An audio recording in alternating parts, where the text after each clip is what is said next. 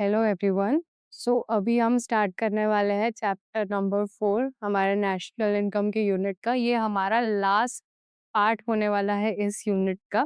ठीक है, इसका नाम है मेजरमेंट ऑफ नेशनल इनकम।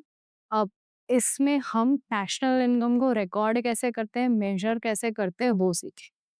ठीक है, वो क्यों ज़रूरी है? क्योंकि हमें हमारी इकोनॉमी की वेल्थ जाननी है और हमारी इकोनॉमी की वेल्थ हमें पता लगती है इसकी नेशनल इनकम से। हमने लास्ट जो पार्ट में पढ़ा था सारे अलग-अलग एग्रीगेट, वो सारे आज इस पार्ट में आएँगे, उसको हम समझेंगे। इसके थ्रू 3 डिफरेंट मेथड्स हैं हमारे पास, वो 3 डिफरेंट मेथड्स के थ्रू हम मेजरमेंट ऑफ नेशनल इनकम करेंगे। Okay? Now first of all हमने first part circular flow of income में हमने ये पढ़ा था कि 3 फेजेस हैं इनकम के। फर्स्ट है प्रोडक्शन, फिर इनकम और फिर एक्सपेंड। ठीक है, प्रोडक्शन में क्या होता है कि फैक्टर्स ऑफ प्रोडक्शन से गुड्स एंड सर्विसेज प्रोड्यूस होती है। ठीक है, इनकम में क्या होता है, वो गुड्स एंड सर्विसेज या वो फैक्टर्स ऑफ प्रोडक्शन को उसकी फैक्टर इनकम मिलती है या गुड्स एंड सर्विसेज को उसकी इनकम मिलती है, तो वो हमारा हो जाता है इनकम फेज। अब वही इनकम फेज से हम आगे जो भी एक्सपेंडिचर करते हैं हमारे लाइवलीहुड के लिए, हमारे नीड्स या वांट्स को सेटिस्फाई करने के लिए, तो वो हमारा फेज बन जाता है एक्सपेंडिचर। ठीक है, हमने ये भी पढ़ा था कि प्रोडक्शन में जितना अमाउंट हम एस्टिमेट होगा हमारा, जितना अमाउंट आएगा, वो सेम अमाउंट ही इनकम में भी आएगा और एक्सपेंडिचर में। उसका मतलब ये तीनों फेजेस के बीच में कहीं पे भी लीकेज नहीं हो। हमने लीकेज और इंजेक्शन वाला भी पोर्शन कवर कर लिया है थर्ड पार्ट में, तो जिसने भी उसने उसको नहीं देखा या नहीं पढ़ा वो देख लेंगे, राइट? सो ये तीनों फेज में कहीं भी बीच में लीकेज नहीं होगा। ठीक है, जो अमाउंट यहाँ है वो सेम अमाउंट इनकम में भी होगा, वो एक्सपेंडिचर में। राइट ना, प्रोडक्शन होता है, factors of production goods and services में कन्वर्ट होते हैं। ठीक है, उस वो क्या होता है कि हमारे जो भी रॉ मटेरियल्स है या जो भी फैक्टर्स ऑफ प्रोडक्शन है उसमें एक वैल्यू ऐड होती है। ठीक ठीक है, और गुड्स एंड सर्विसेज बनते हैं तो उसको हम प्रोडक्ट, इसीलिए हमारी जो फर्स्ट मेथड है उसका नाम है value added and product method.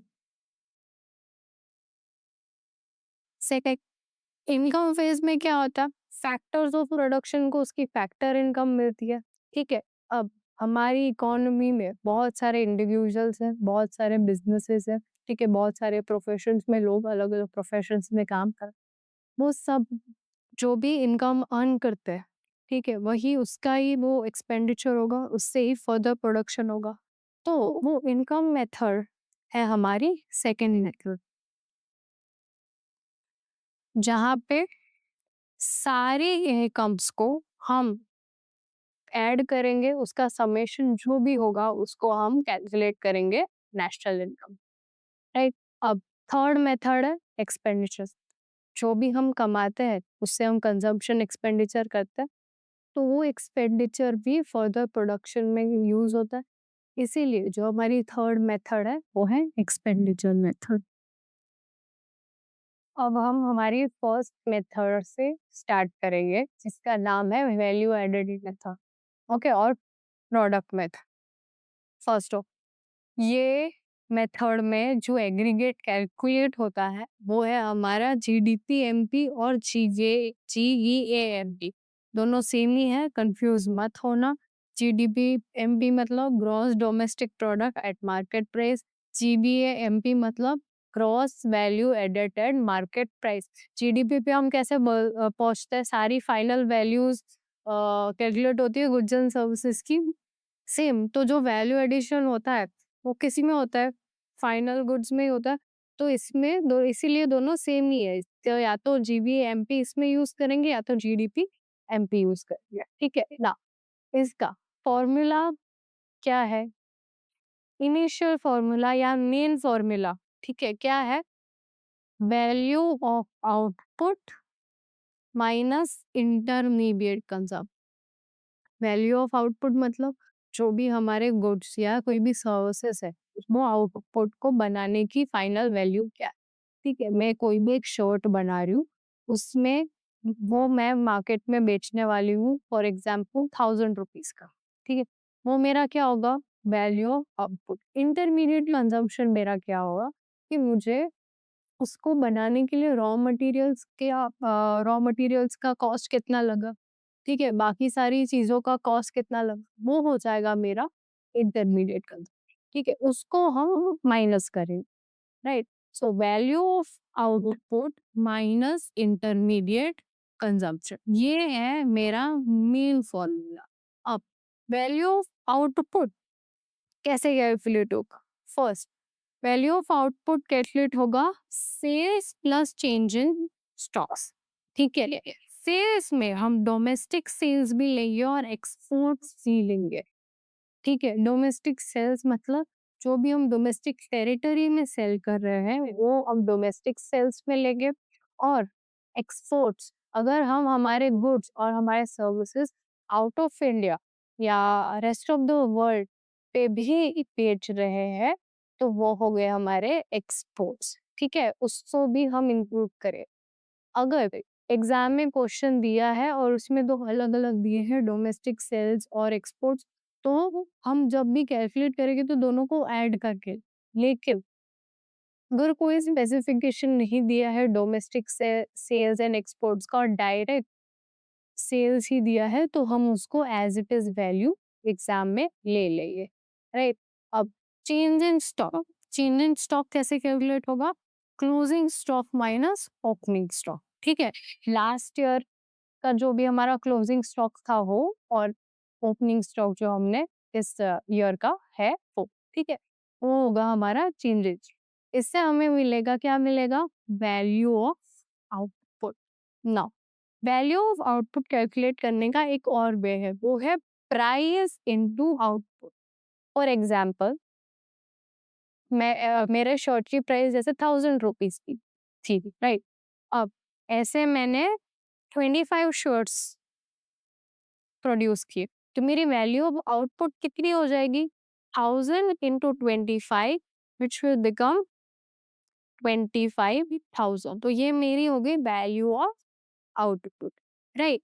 अभी हमने क्या समझा कि हमारा मेन फॉर्मूला है वैल्यू एडेड मेथड का, value of output minus intermediate का था। उसमें वैल्यू ऑफ आउटपुट कैसे एडेड होता है? दो वे से। First, sales plus change in stock, ये फर्स्ट वे। सेकेंड वे कौन सा है? Price into output. ठीक है, ये है हमारा 1.1 फॉर एग्जाम्पल। ये क्या बन जाएगा हमारा 1.1.1, और ये भी हमारा हो जाएगा 1.1.2, राइट? अब ये इसमें सेल्स कैसे कैलकुलेट होगी? डोमेस्टिक सेल्स प्लस एक्सपोर्ट्स और changing stock closing stock minus. ठीक है, अब आते हैं इंटरमीडिएट कंजम्पशन। इंटरमीडिएट कंजम्पशन दो एलिमेंट्स का समेशन है। First, purchase of raw material, हमने रॉ मटेरियल्स कितने में खरीदे, और इम्पोर्ट्स, इम्पोर्ट्स हम कैलकुलेट करेंगे, क्यों? क्योंकि वो हमारी इनकम में से जाएगा। अगर हम कोई चीज बाहर से मंगवा रहे हैं, रॉ मटेरियल्स भी हम कहीं से इंपोर्ट कर रहे हैं, ठीक है, तो वो हम उसके लिए पे करेंगे। ठीक है, इसीलिए हम उसको माइनस करेंगे, वो हमारे इनकम का पार्ट नहीं होगा, राइट? सो इंटरमीडिएट कंजम्पशन कैसे कैलकुलेट होगा? Purchase of raw materials plus. अब ये मेथड से, जैसे हमने पहले समझा था कि जो एग्रीगेट कैलकुलेट होगा वो होगा GDP MP, right? GDP MP calculate होगा। अब हमें क्या कैलकुलेट करना है? नेशनल इनकम, उसका एग्रीगेट क्या है? एनएनपीएफसी, राइट? ये है हमारा नेशनल इनकम। अब वहां तक कैसे पहुंचेंगे? तो ये हमने थर्ड पार्ट में समझा था कि अगर मेरा जीडीपी एमपी है और मुझे एनएनपीएफसी में जाना है, तो क्या? फर्स्ट, तो जी को एन करना है, तो डेप्रिसिएशन माइनस करेंगे। ठीक है, ग्रॉस से नेट में जाना है, डेप्रिसिएशन माइनस होगा। अब डी से एन में जाना है, डोमेस्टिक से नेशनल में जाना है तो NFI ऐड करेंगे, ठीक है? और MP से FC जाना है, मार्केट प्राइस से फैक्टर कॉस्ट है, तो हम NIT माइनस करें, ठीक है? इससे GDP MP में डेप्रिसिएशन माइनस करने से, NFI ऐड करने से और NIT माइनस करने से हमें क्या मिल जाएगा? हमारा नेशनल इनकम मिल जाएगा, ठीक है? तो ये जो हमारी मेथड है वो है वैल्यू एडेड मेथड।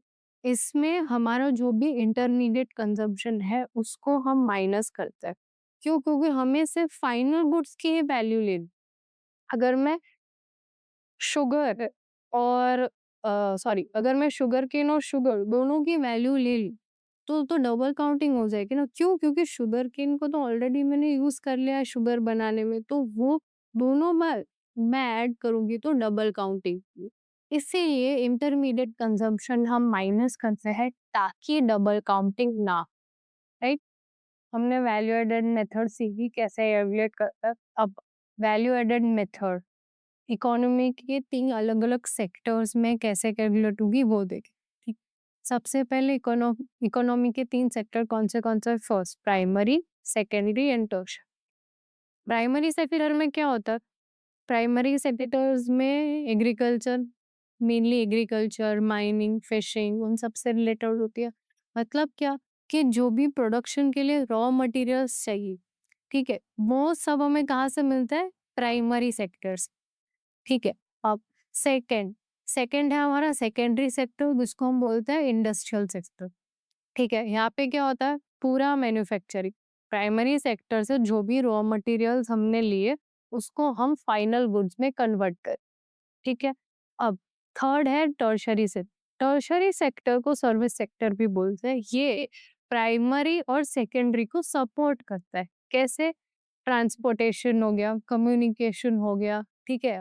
वैसी बैंकिंग हो गया, इंफ्रास्ट्रक्चर हो गया, वैसी सारी अलग-अलग सर्विसेज़ के थ्रू जो टर्शरी सेक्टर है, वो प्राइमरी सेक्टर और सेकेंडरी सेक्टर को सपोर्ट करता है, राइट? अब उसमें हम कैलकुलेट कैसे करेंगे? Simple, value of output in primary sector minus intermediate consumption. हमने समझा ही था कि इंटरमीडिएट कंजम्पशन जो भी प्रोडक्शन में यूज़ हो रहा है, इम्पोर्ट्स हो रहे हैं, उसको हम माइनस करेंगे, राइट?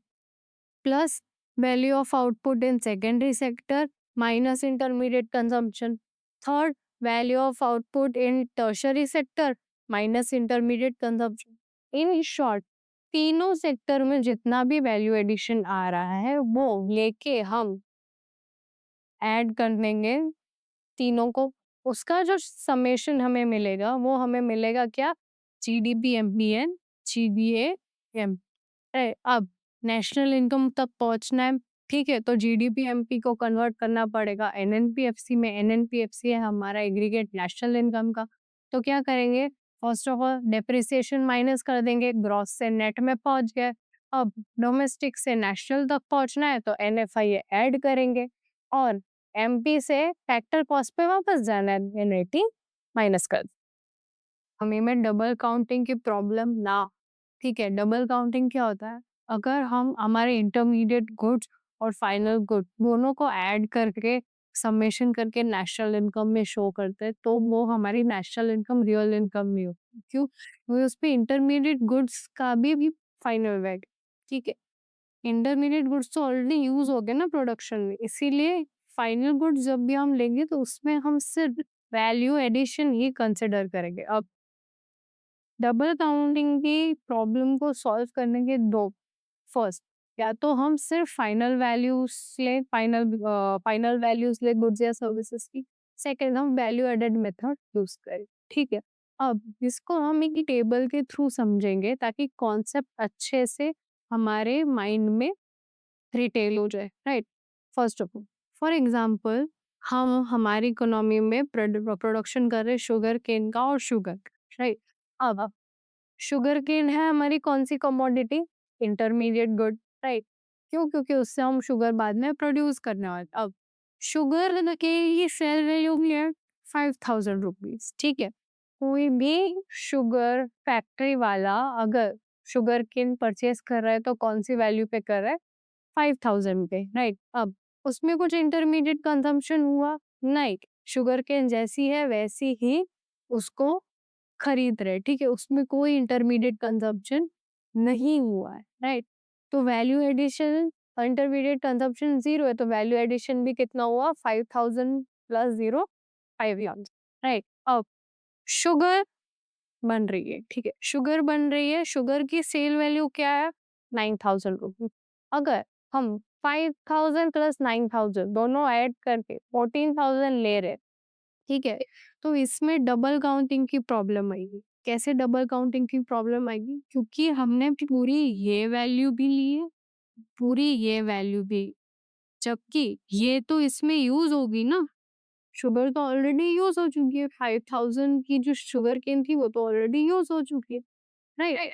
तो इंटरमीडिएट कंजम्पशन कितना हुआ? 5000 हुआ। इंटरमीडिएट कंजम्पशन यहाँ किसका है? शुगरकेन का, ठीक है? तो वैल्यू एडिशन कितना हुआ? 4000, राइट? 9000 सेल वैल्यू है, इंटरमीडिएट कंजम्पशन 5000 का है। 9000 माइनस 5000 4000, ठीक है?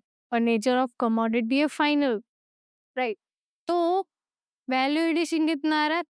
9000 का ही आ रहा है। मतलब अगर हम फाइनल वैल्यू लेंगे कोई भी गुड की 9000, या हम वैल्यू एडेड मेथड से लें, ये वैल्यू एडेड मेथड, दोनों से हमारी नेचुरल इनकम का एस्टिमेशन सेम आना चाहिए, 9000 9000, ठीक है? अगर 14000 ले रहे हैं तो डबल काउंटिंग हो रही है, राइट? सो डबल काउंटिंग ना हो इसके लिए हम क्या करेंगे? या तो final value of all the goods and services लेंगे या तो वैल्यू एडेड मेथड यूज होगी। अभी हम स्टार्ट करने वाले हैं हमारी सेकेंड मेथड से, जिसका नाम है income method. Okay, income method का एग्रीगेट क्या कैलकुलेट होता है? NDPS, net domestic product at factor cost, ठीक है? जिसे हम डोमेस्टिक इनकम भी कहते हैं, ठीक है? इनकम मेथड में कैलकुलेट क्या होता है? तो जो सारे हमारे नॉर्मल रेसिडेंट्स हैं उसकी इनकम, और income from property and entrepreneurship, right? Now normal residents हमने सेकंड चैप्टर में पढ़ा था, वो कौन होते हैं? वो होते हैं जो 2 या ज़्यादा साल से हमारी कंट्री में सिचुएटेड है और हमारी कंट्री के इकोनॉमिक एक्टिविटी का पार्ट है। वो होता है हमारे normal resident, right? Now first of all, income method में 3 पार्ट्स का समेशन होता है और फिर हमें मिलती है हमारी डोमेस्टिक इनकम। वो 3 पार्ट्स कौन से हैं? Compensation of employees, operating surplus और mixed income of self employed, ठीक है? फर्स्ट पार्ट से शुरू करते हैं, वो है compensation of employees. Compensation of employees मतलब क्या? जो भी हमारी कंपनी में एम्प्लॉयज या लेबर्स या वर्कर्स काम कर रहे हैं, उनको जो भी हम कंपनसेशन दे रहे हैं, उनको जो भी फैक्टर इनकम प्रोवाइड कर रहे हैं, उनकी फैक्टर सर्विसेज का वो आता है हमारा कंपनसेशन ऑफ एम्प्लॉयज में, ठीक है? इस 4 मेजर पार्ट से कंपनसेशन ऑफ एम्प्लॉयज डिसाइड होता है, ठीक है? फर्स्ट है वेजेस एंड सैलरीज। जो भी मॉनेटरी टर्म्स में हम वेजेस या सैलरीज दे रहे हैं हमारे एम्प्लॉयज और वर्कर्स को, वो, ठीक है? फॉर एग्जाम्पल, किसी एम्प्लॉय को 25,000 पर मंथ मॉनेटरी सैलरी मिल रही है, तो वो हम कैलकुलेट करें। इन शॉर्ट, सारे वर्कर्स और एम्प्लॉयज की monetary salary, right? Third, payment in kind. Payment in kind का मतलब जो non monetary benefits company provide करता है अपने एम्प्लॉयज को, ठीक है? जैसे मेडिकल फैसिलिटीज हो गई, इनके बच्चों के लिए एजुकेशन फैसिलिटीज हो गई फ्री में, ठीक है? ये सारे नॉन मॉनेटरी बेनिफिट्स जो भी प्रोवाइड करती है कंपनी अपने एम्प्लॉयज को, वो उसे हम कहते हैं पेमेंट इन काइंड, ठीक है? थर्ड है pension at retirement.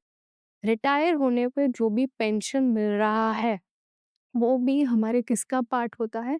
Compensation of employees का, ठीक है? Now fourth, social security contribution by employers. ये क्या होता है social security contribution by employees?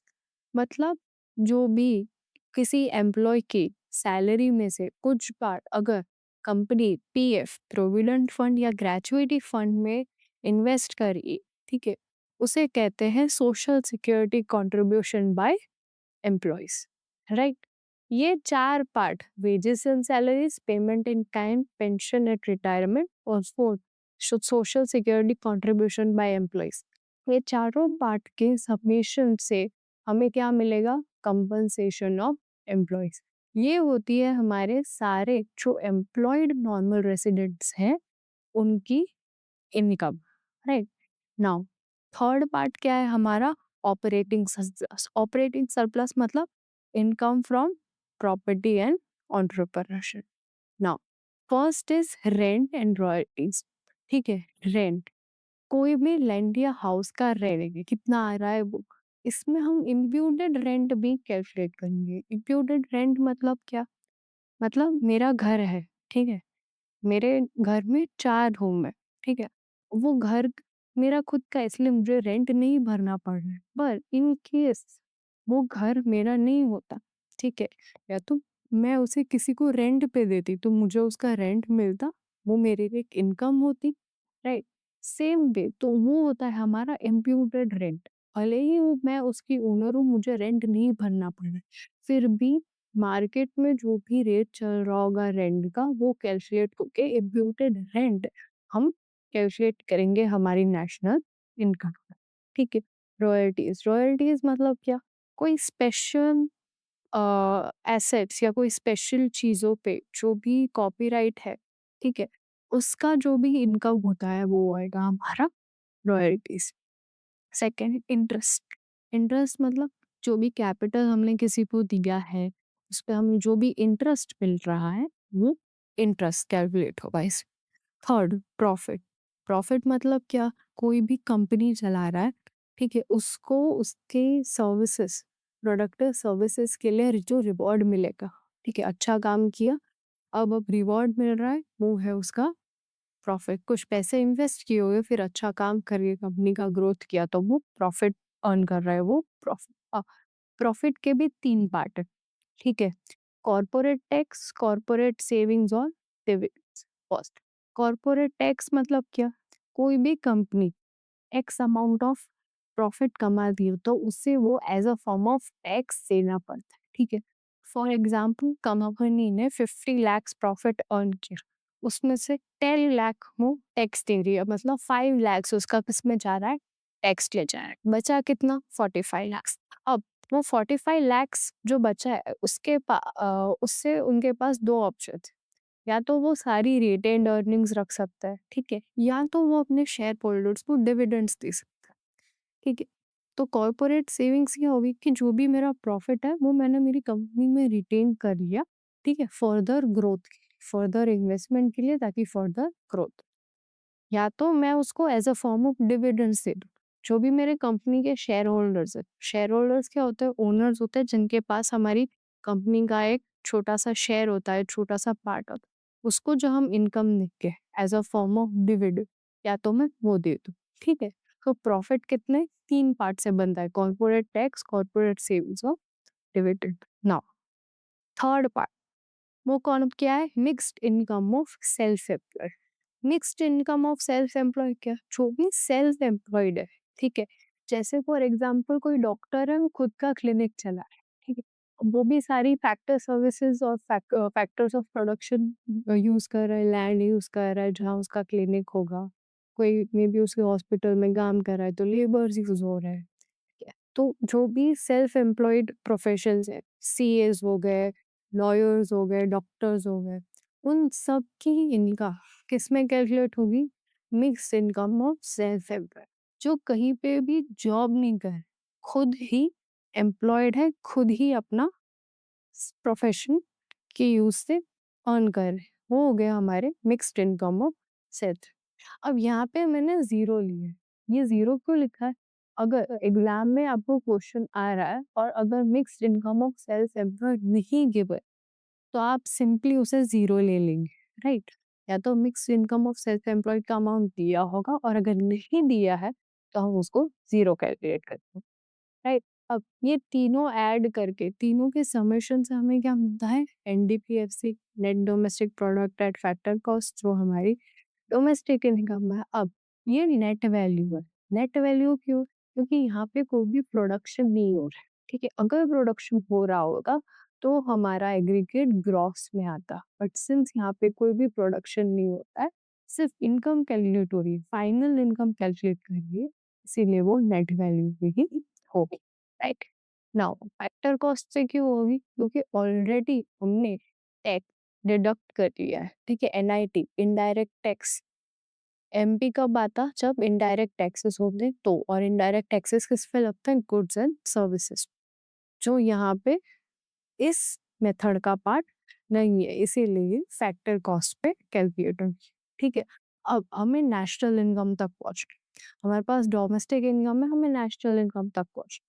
तो हमने सीखा था क्या करेंगे, ये डोमेस्टिक इनकम में एनएफआई ऐड करेंगे, which is net factor income है रिसीव फ्रॉम अब्रॉड, ठीक है? तो हमें मिल जाएगा एनएनपी, जो है हमारी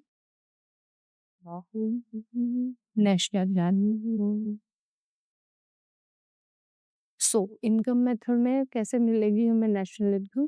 compensation of employees, operating surplus, mixed income of self employed add करके मिलेगा एनडीपीएफसी, और फिर ऐड होगा NFI, net factor income receive from abroad. उसके बाद अब हमें जाएगा नेशनल इनकम। अब हम हमारी थर्ड मेथड पढ़ने वाले हैं, जो होगी एक्सपेंडिचर मेथड, ठीक है? एक्सपेंडिचर मेथड हम कैसे कैलकुलेट करते हैं? ठीक है, जो भी हमारी इनकम हम स्पेंड करते हैं bye purchasing final goods and service, उसके एस्टिमेशन से जो भी नेशनल इनकम मिलेगी वो हमें मिलेगी थ्रू एक्सपेंडिचर मेथड, ठीक है? जितना भी स्पेंडिंग्स हो रहा है हमारा towards final goods and services, that will become our national income, right? पर इसमें एग्रीगेट कौन से कैलकुलेट होता है? एनडीपीएमपी और जीडीपीएमपी, net domestic product at market price and gross domestic product at market price. Net होगा या ग्रॉस होगा, इसका एस्टिमेशन हमें हमारे सेकंड पार्ट से मिलेगा, ठीक है? जब हम सेकंड पार्ट पढ़ेंगे तब हम उसमें समझेंगे, ठीक है? Now first of all, expenditure method में तीन मेजर हेड्स है। फर्स्ट है फाइनल कंजम्पशन एक्सपेंडिचर, सेकंड है क्रॉस और नेट डोमेस्टिक कैपिटल फॉर्मेशन, जिसको हम इन्वेस्टमेंट एक्सपेंडिचर भी बोलते हैं, और थर्ड है नेट एक्सपोर्ट, ठीक है? Now first part, final consumption expenditure. Final consumption expenditure में दो separate parts, private final consumption expenditure. Private final consumption expenditure क्या होता है? जो भी हाउस होल्ड ना कंजम्पशन कर रही है, ठीक है, कंजम्पशन के लिए स्पेंड कर रही है, वो आएगा हमारा private final consumption expenditure. House hold मतलब आप और मैं, ठीक है? अब मेरी सैलरी आई, मैंने मेरी सैलरी में से रेफ्रिजरेटर खरीदा, ठीक है, मेरी सैलरी में से एयर कंडीशनर खरीदा, ग्रोसरीज खरीदी, तो वो क्या मैं कंज्यूम करूंगी? जो मैंने स्पेंड किया वो मैं कंज्यूम करने वाली हूँ, फाइनल कंजम्पशन होगा मेरा उन सब चीजों से, तो वो मेरा आएगा private final consumption, right? Government final consumption expenditure मतलब कि गवर्नमेंट जो भी स्पेंडिंग्स कर रही है गुड्स और सर्विसेज के परचेसेस में, वो, ठीक है? जैसे गवर्नमेंट ने डिफेंस पर्सोनल्स के लिए, वॉर के लिए वेपन्स खरीद, तो वो किस में काउंट होगा मेरा? गवर्नमेंट फाइनल कंजम्पशन एक्सपेंडिचर में, ठीक है? ये दोनों के एडिशन से हमें मिलेगा हमारा फाइनल कंजम्पशन एक्सपेंडिचर, ठीक है? अब सेकेंड पार्ट पे आता है, ग्रॉस और नेट डोमेस्टिक कैपिटल फॉर्मेशन, जिसे हम बोलते हैं इन्वेस्टमेंट एक्सपेंडिचर, ठीक है? इन्वेस्टमेंट का मतलब क्या होता है? Addition to the capital stock, जो भी कैपिटल है उसमें जो भी एडिशन, वो हमारा इन्वेस्टमेंट हो गया।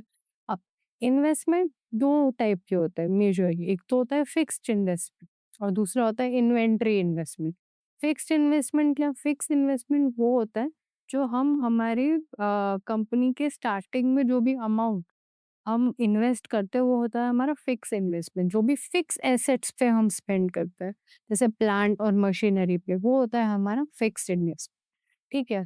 तो उसे हम क्या बोलेंगे? ग्रॉस और net domestic fixed capital formation. अब हमने ग्रॉस इन्वेस्टमेंट और नेट इन्वेस्टमेंट का कॉन्सेप्ट पढ़ा था। ग्रॉस इन्वेस्टमेंट और नेट इन्वेस्टमेंट में क्या डिफरेंस है? डेप्रिसिएशन का, ठीक है? मतलब अगर gross net domestic capital formation है, उसका मतलब क्या कि इसमें हमने ग्रॉस वैल्यू ली है, डेप्रिसिएशन कंसिडर नहीं किया, डेप्रिसिएशन माइनस नहीं किया। जब भी ग्रॉस डोमेस्टिक कैपिटल फॉर्मेशन होगा, तब हमारा एग्रीगेट आएगा जीडीपीएमपी, ठीक है? क्योंकि डेप्रिसिएशन हमने कंसिडर नहीं किया है, राइट? इसीलिए आएगा जीडीपीएमपी। अगर जीडीपीएमपी आ रहा है तो हमें डेप्रिसिएशन माइनस करना पड़ेगा। अगर नेट डोमेस्टिक कैपिटल फॉर्मेशन ये दिया गया है, उसका मतलब क्या? डेप्रिसिएशन को ऑलरेडी कंसिडर कर लिया है, वो ऑलरेडी डिडक्ट हो चुका है। अगर वापस डिडक्ट करेंगे तो फॉल्स वैल्यू आएगी, ठीक है? अगर नेट दिया है तो as it is net value ले लेंगे, एनडीपीएमपी एग्रीगेट ले लेंगे, ठीक है? नाउ फिक्स्ड इन्वेस्टमेंट में भी 3 अलग-अलग पार्ट है। एक है बिज़नेस फिक्स्ड इन्वेस्टमेंट, जो सारे बिज़नेसेस फिक्स्ड इन्वेस्टमेंट करते हैं वो। फिर गवर्नमेंट फिक्स्ड इन्वेस्टमेंट, गवर्नमेंट भी बहुत सारी कंपनीज़ में, बहुत सारे एवेन्यूज़ में उनकी जो फिक्स्ड इन्वेस्टमेंट लगाती है, वो होगा हमारा पार्ट गवर्नमेंट फिक्स्ड इन्वेस्टमेंट का, ठीक है? Then residential construction by household. Residential construction मतलब जो भी हाउसहोल्ड्स, ठीक है, जो भी नॉर्मल इंडिविजुअल्स जैसे आप और मैं खुद के घर बनाए, रेसिडेंशियल कंस्ट्रक्शंस कर खुद के घर बना रहे, खुद के लिए फार्म हाउसेस बना रहे, बंगलोज बना रहे, वो सारे किस में आएंगे? Residential construction. वो भी एक टाइप का फिक्स इन्वेस्टमेंट ही है, राइट? सो ये 3 अलग अलग पार्ट है ग्रॉस और net domestic fixed capital formation की, राइट? नाउ इन्वेंट्री इन्वेस्टमेंट कैसे पता चलेगा? चेंज इन स्टॉक से। चेंज इन स्टॉक कैसे होता है? हमारा क्लोजिंग माइनस